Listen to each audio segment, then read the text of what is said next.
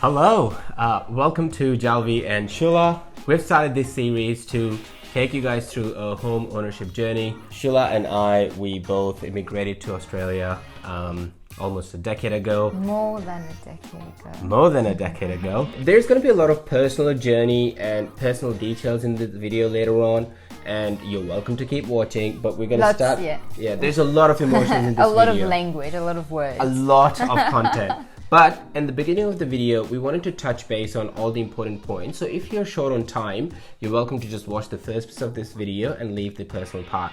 So if you're planning to buy a house, buy a land, or buy a home and land package, tip number one is to engage a broker.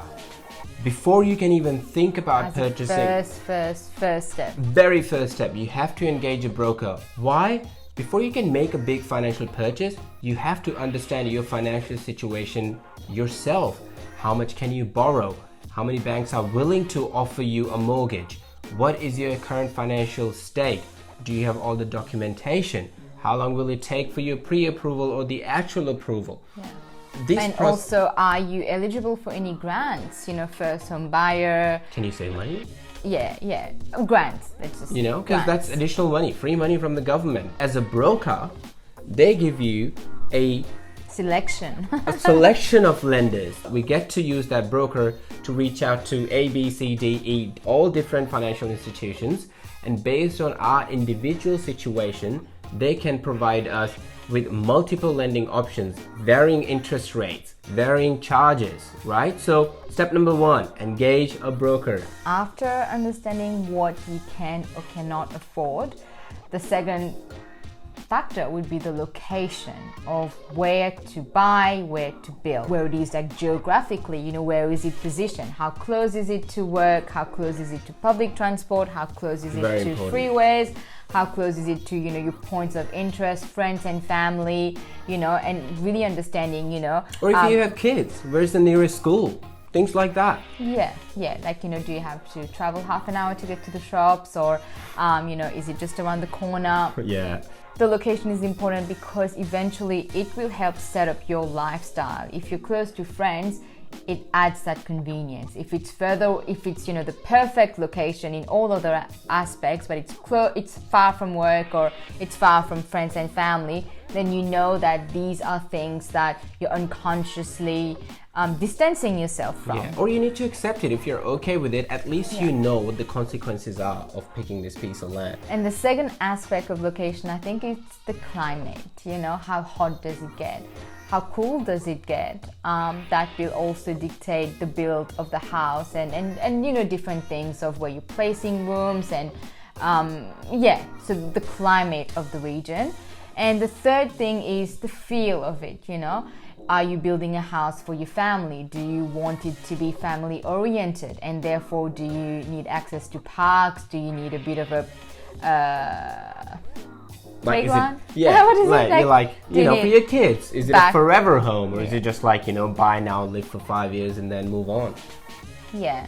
Sometimes, you go to different suburbs and different suburbs have a different feel. So that's what I'm talking about, How does it feel? Does it feel good? Go for a walk around the area and just try and put yourself there, try to be there. Once you've okayed the location, the next part is the land. So the size of the land and the shape of the land. You need a backyard or you need a front yard. Are you planning to get a pool? So understanding what size of a land you are after. And then after understanding a size, you're going for like 1,000 square meter. Are you going for, smaller lots? And after the size, I personally think that more than the size, the shape of the land is really important, so you can have a 700 square meter land, but what's the frontage? What's the width of the land?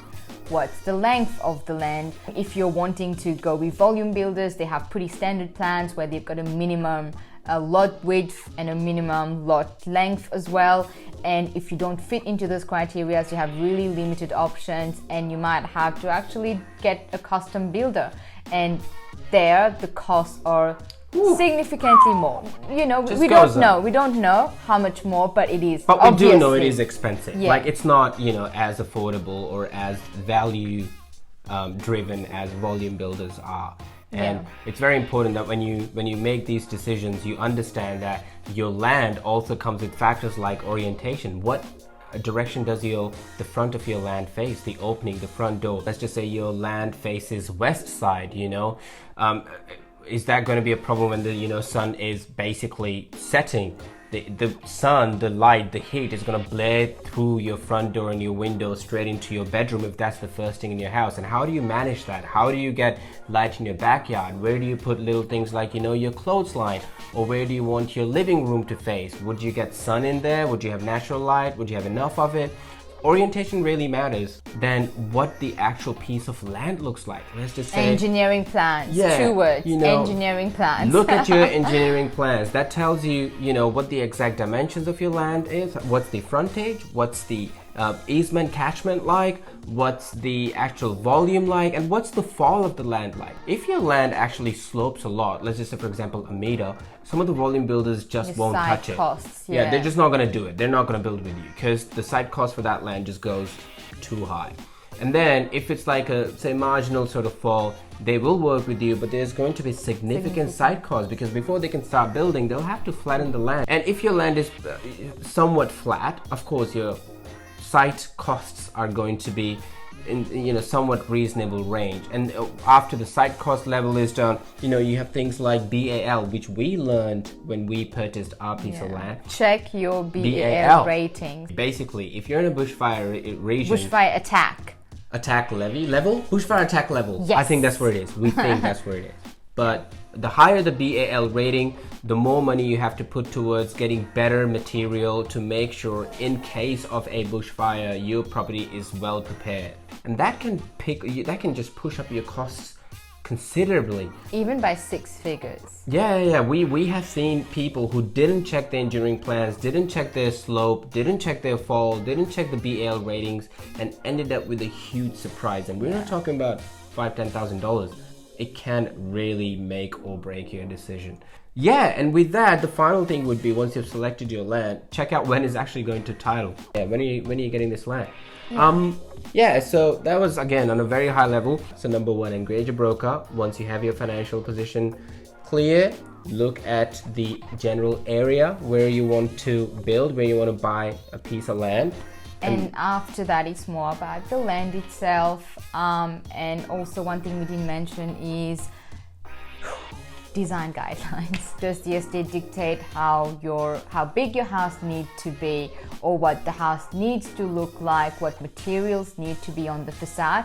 Again, it impacts the cost and it impacts the, you know, final visual of your home if that's how you want it to be. Yeah, very important. And I mean, there's just too many things, and we're going to list it for you before we start giving you details on a personal journey. I mean, we had to make a list, even to talk to you guys about, you know, all the things that you need to consider. If you like what we're doing, please don't forget to subscribe, and also don't forget to hit that little bell. Everybody says it, so I gotta say it. Shiva's gonna laugh now, but I have to say it. Don't forget to press the bell button. Press the bell button, because then if we upload our next video, you'll get a notification on it. And next video is gonna be super exciting because we're gonna take you through how we together as a team went through different builders and how we finalized the particular builder that we'll be building with. Yeah, we'll share our floor plan. It's not a surprise. We're actually excited to talk about it because not many people have built that floor plan. Could be a good thing or a bad thing, but we are committed to it and it's happening. So yeah, we'll take you through all that. But until our next video, thank you very much for watching. If you went through the whole length of this video, we appreciate it. Let us know if you have any questions. We are very new, but we are very genuine and want to be authentic and very available to answer your questions. So leave a comment. Yeah. And we'll be there to answer it. Well, until the next video, gotta say goodbye. Bye. We'll catch you later.